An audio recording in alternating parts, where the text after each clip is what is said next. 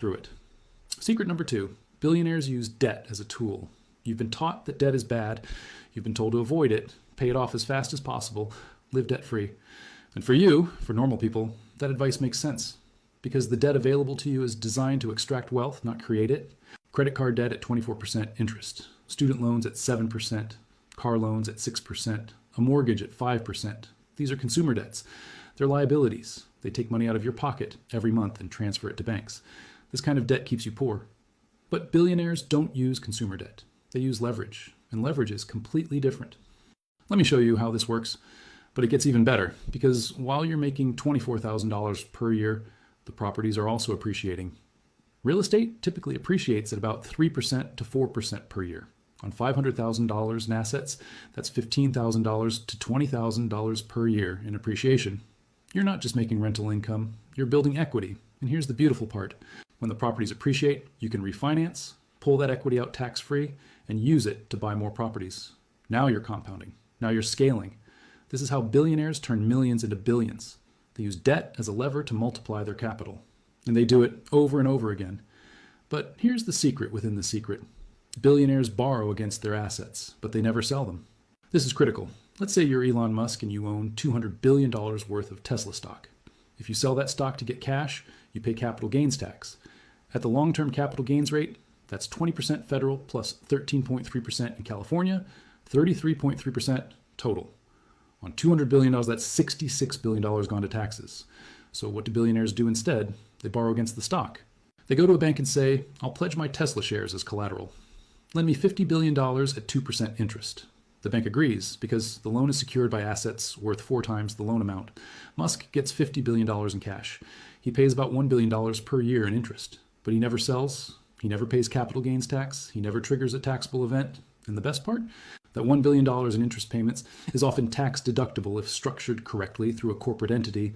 So while you're being told to avoid debt and pay off your mortgage, billionaires are borrowing billions against their assets, living off those loans and paying almost no taxes. This strategy is called buy, borrow, die. You buy assets, you borrow against them to fund your lifestyle, and you never sell. When you die, your heirs inherit the assets at a stepped-up basis, meaning the original cost basis is reset to the current market value. All those capital gains, all that appreciation disappears. No taxes ever paid. The wealth passes to the next generation completely tax-free. This is how billionaire families stay billionaires for generations. And it's 100% legal.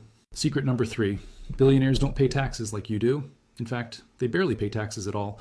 And it's not because they're cheating, it's because the tax code is written specifically to reward them and punish you. Let me give you some numbers that will make your blood boil. According to a ProPublica investigation that analyzed IRS data between 2014 and 2018, the 25 richest Americans saw their wealth increase by $401 billion. In that same period, they paid $13.6 billion in federal income taxes. That's an effective tax rate of 3.4%. Let me repeat that. 3.4%. You, making $60,000 a year, pay an effective tax rate of around 18% to 22% when you include federal income tax, payroll tax, state tax, and sales tax. You're paying 6 times more than billionaires as a percentage of your income. How is this possible? Because the tax code doesn't tax wealth, it taxes income. And billionaires have almost no income in the traditional sense. They don't take large salaries. Elon Musk's official salary at Tesla, $0.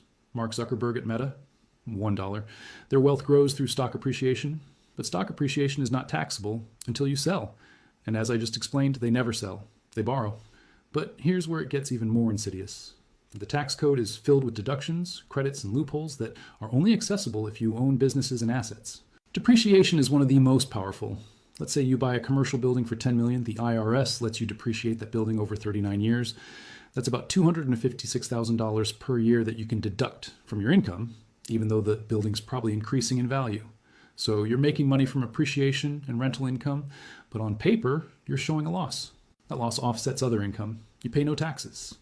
Real estate investors can live in luxury, earning millions in actual cash flow while reporting losses on their tax returns and paying 0 income tax. Completely legal.